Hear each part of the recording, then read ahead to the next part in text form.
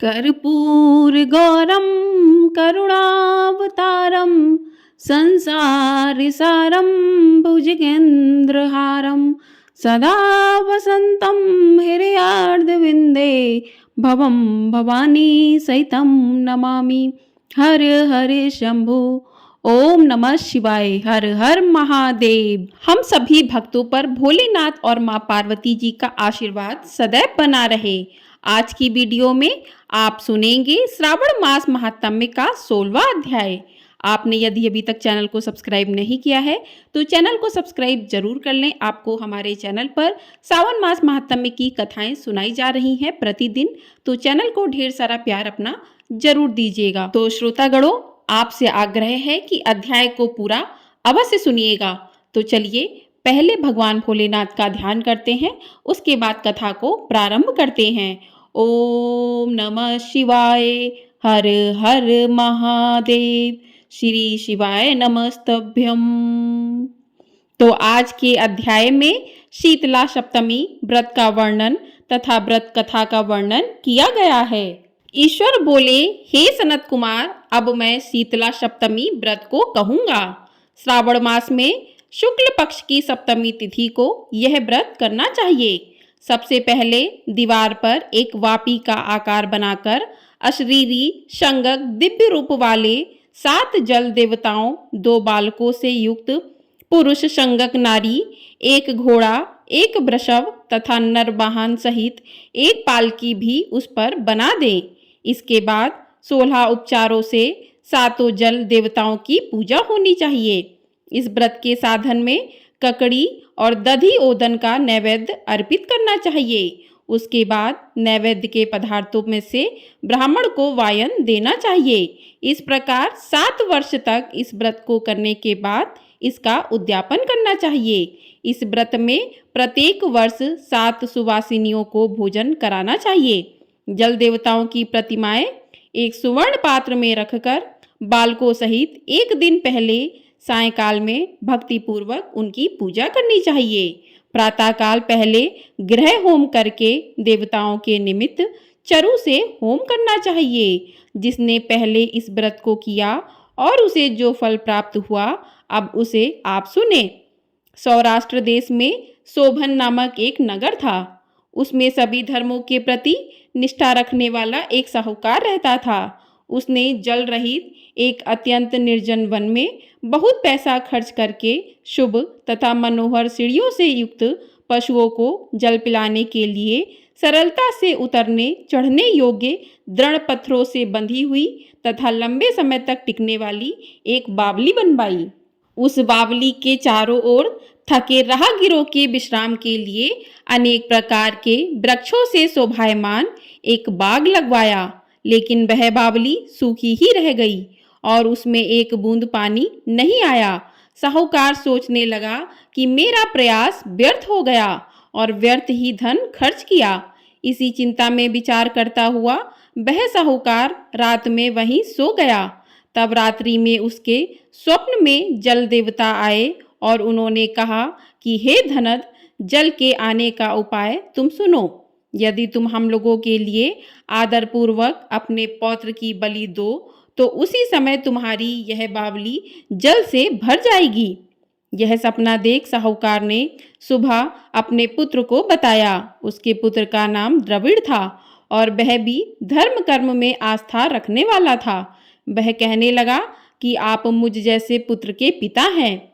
यह धर्म का कार्य है, इसमें आपको ज़्यादा विचार ही नहीं करना चाहिए। यह धर्म ही है जो स्थिर रहेगा और पुत्र आदि सब नश्वर हैं। अल्प मूल्य से महान वस्तु प्राप्त हो रही है, अतः यह क्रय अति दुर्लभ है। इसमें लाभ ही लाभ है। शीतांशु और चंडासु ये मेरे 2 पुत्र हैं। इनमें शीतांशु नामक जो ज्येष्ठ पुत्र है उसकी बलि बिना कुछ विचार किए आप दे दें। लेकिन पिताजी, घर की स्त्रियों को यह रहस्य कभी ज्ञात नहीं होना चाहिए। उसका उपाय ये है कि इस समय मेरी पत्नी गर्भ से हैं और उसका प्रसव काल भी निकट है, जिसके लिए वह अपने पिता के घर जाने वाली है। छोटा पुत्र भी उसके साथ जाएगा। हे तात, उस समय यह कार्य निर्विघ्न रूप से संपन्न हो जाएगा। पुत्र की यह बात सुनकर पिता उस पर अत्यधिक प्रसन्न हुए और बोले कि हे पुत्र, तुम धन्य हो और मैं भी धन्य हूँ जो कि तुम जैसे पुत्र का मैं पिता बना। इसी बीच सुशीला के घर से उसके पिता का बुलावा आ गया और वह जाने लगी। तब उसके ससुर तथा पति ने कहा कि यह ज्येष्ठ पुत्र हमारे पास ही रहेगा, तुम इस छोटे पुत्र को ले जाओ। इस पर उसने ऐसा ही किया। उसके चले जाने के बाद पिता पुत्र ने उस बालक के शरीर में तेल का लेप किया और अच्छी प्रकार स्नान कराकर सुंदर वस्त्र व आभूषणों से अलंकृत करके पूर्वाषाढ़ा तथा शतभिषा नक्षत्र में उसे प्रसन्नता पूर्वक बावली के तट पर खड़ा किया और कहा कि बावली के जल देवता, इस बालक के बलिदान से आप प्रसन्न हो। उसी समय वह बावली अमृत तुल्य जल से भर गई। वे दोनों पिता पुत्र शोक व हर्ष से युक्त होकर घर की ओर चले गए। सुशीला ने अपने घर में तीसरे पुत्र को जन्म दिया और 3 महीने बाद अपने घर जाने को निकल पड़ी। मार्ग में आते समय वह बावली के पास पहुंची और उस बावली को जल से भरा हुआ देखा तो वह बहुत ही आश्चर्य में पड़ गई। उसने उस बावली में स्नान किया और कहने लगी कि मेरे ससुर का परिश्रम व धन का व्यय सफल हुआ।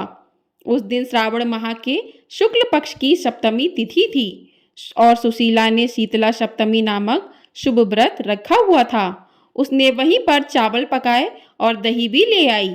इसके बाद जल देवताओं का विधिवत पूजन करके दही, भात तथा ककड़ी फल का नैवेद्य अर्पण किया और ब्राह्मणों को वाइन देकर साथ के लोगों के साथ मिलकर उसी नैवेद्य अन्न का भोजन किया। उस स्थान से सुशीला का ग्राम 1 योजन की दूरी पर स्थित था। कुछ समय बाद वह सुंदर पालकी में बैठ दोनों पुत्रों के साथ वहां से चल पड़ी। तब वे जल देवता कहने लगे कि हमें इसका पुत्र जीवित करके इसे वापस करना चाहिए, क्योंकि इसने हमारा व्रत किया है। साथ ही यह उत्तम बुद्धि रखने वाली स्त्री है। इस व्रत के प्रभाव से इसे नूतन पुत्र देना चाहिए। पहले उत्पन्न पुत्र को यदि हम ग्रहण किए रह गए तब हमारी प्रसन्नता का फल ही क्या। आपस में ऐसा कहकर उन दयालु जल देवताओं ने बावली में से उसके पुत्र को बाहर निकालकर माता को दिखा दिया और फिर उसे विदा किया। बाहर निकलकर वह पुत्र माता माता पुकारता हुआ अपनी माता के पीछे दौड़ पड़ा। अपने पुत्र का शब्द सुनकर उसने पीछे मुड़कर देखा। वहां अपने पुत्र को देखकर वह मन ही मन बहुत चकित हुई। उसे अपनी गोद में बिठाकर उसने उसका माथा सूंघा, किंतु यह डर जाएगा इस विचार से उसने पुत्र से कुछ भी नहीं पूछा। वह अपने मन में सोचने लगी कि यदि इसे चोर उठा लाए तो यह आभूषणों से युक्त कैसे हो सकता है, और यदि पिशाचों ने इसे पकड़ लिया था तो दोबारा छोड़ क्यों दिया। घर में संबंधी जन तो चिंता के समुद्र में डूबे होंगे। इस प्रकार सुशीला सोचती हुई वह नगर के द्वार पर आ गई। तब लोग कहने लगे कि सुशीला आई है। यह सुनकर वे पिता पुत्र अत्यंत चिंता में पड़ गए कि वह ना जाने क्या कहेगी और उसके पुत्र के बारे में हम क्या जवाब देंगे। इसी बीच वह तीनों पुत्रों के साथ आ गई। तब ज्येष्ठ बालक को देखकर सुशीला के ससुर तथा पति घोर आश्चर्य में पड़ गए और साथ ही बहुत आनंदित भी हुए। वे कहने लगे कि हे सुचिस्मते, तुमने कौन सा पुण्य कर्म किया अथवा व्रत किया था। हे भामिनी, तुम पतिव्रता हो, धन्य हो और पुण्यवती हो। इस शिशु को मरे हुए 2 माह बीत चुके हैं और तुमने इसे फिर से प्राप्त कर लिया और वह बावली भी जल से परिपूर्ण है। तुम एक पुत्र के साथ अपने पिता के घर गई थी, लेकिन वापस तीनों पुत्रों के साथ आई हो। हे शुभ्रू, तुमने तो कुल का उद्धार कर दिया। हे शुभामने, मैं तुम्हारी कितनी प्रशंसा करूं। इस प्रकार ससुर ने उसकी प्रशंसा की। पति ने उसे प्रेम पूर्वक देखा और सास ने उसे आनंदित किया। उसके बाद उसने मार्ग के पुण्य का समस्त वृत्तांत सुनाया। अंत में उन सभी ने मनोवांछित सुखों का उपभोग करके बहुत आनंद प्राप्त किया। हे बस, मैंने इस शीतला सप्तमी व्रत को आपसे कह दिया है। इस व्रत में दधी, ओदन शीतल, ककड़ी का फल शीतल और बावली का जल भी शीतल होता है तथा इसके देवता भी शीतल होते हैं। अतः शीतला सप्तमी का व्रत करने वाले तीनों प्रकार के तापों के संताप से शीतल हो जाते हैं। इसी कारण से यह सप्तमी शीतला सप्तमी इस यथार्थ नाम वाली है। बोलिए शीतला माता की जय। हर हर महादेव। ओम नमः शिवाय। इस प्रकार श्री स्कंद पुराण के अंतर्गत ईश्वर सनत कुमार संवाद में श्रावण मास महात्म्य में शीतला सप्तमी व्रत कथन नामक 16वां अध्याय पूर्ण हुआ। बोलिए हर हर महादेव। आइए अब सुनते हैं सावन मास की एक बहुत ही प्रचलित कथा। एक बार सावन के महीने में अनेक ऋषि क्षिप्रा नदी में स्नान कर उज्जैन के महाकाल शिव की अर्चना करने हेतु एकत्र हुए। वहां अभिमानी वैश्या भी अपने कुत्सित विचारों से ऋषियों को धर्मभ्रष्ट करने चल पड़ी। किंतु वहां पहुंचने पर ऋषियों के तपबल के प्रभाव से उसके शरीर की सुगंध लुप्त हो गई। वह आश्चर्यचकित होकर अपने शरीर को देखने लगी। उसे लगा उसका सौंदर्य भी नष्ट हो जाएगा। उसकी बुद्धि परिवर्तित हो गई। उसका मन विषयों से हट गया और भक्ति मार्ग पर बढ़ने लगा। उसने अपने पापों के प्रायश्चित हेतु ऋषियों से उपाय पूछा। तो ऋषि बोले कि तुमने 16 श्रृंगारों के बल पर अनेक लोगों का धर्म भ्रष्ट किया है। इस पाप से बचने के लिए तुम 16 सोमवार व्रत करो और काशी में निवास करके भगवान शिव का पूजन करो। वैश्या ने ऐसा ही किया और अपने पापों का प्रायश्चित कर शिवलोक पहुंची। ऐसा माना जाता है कि 16 सोमवार के व्रत में कन्याओं को सुंदर पति मिलते हैं तथा पुरुषों को सुंदर पत्नी की प्राप्ति होती है। 12 महीनों में विशेष होता है श्रावण मास। इसमें शिव जी की पूजा करने से प्रायः सभी देवताओं की पूजा का फल प्राप्त हो जाता है। बोलिए हर हर महादेव। ओम नमः शिवाय। कहते हैं कि सावन का महीना इतना पावन होता है कि इस महीने में कोई भी भक्त यदि पूरे सच्चे मन भाव से शिव जी को एक लोटा जल भी अर्पित करता है तो उसकी सभी मनोकामनाएं पूर्ण हो जाती हैं। और यदि कोई स्त्री अथवा पुरुष 16 सोमवार का व्रत करना चाहते हैं तो उन्हें सावन मास से ही 16 सोमवार का व्रत प्रारंभ करना चाहिए। सावन मास के शुक्ल पक्ष में पहला जो भी सोमवार पड़े उसी सोमवार से 16 सोमवार का व्रत प्रारंभ कर देना चाहिए, क्योंकि सावन का महीना भगवान भोलेनाथ को बहुत ही अधिक प्रिय महीना होता है।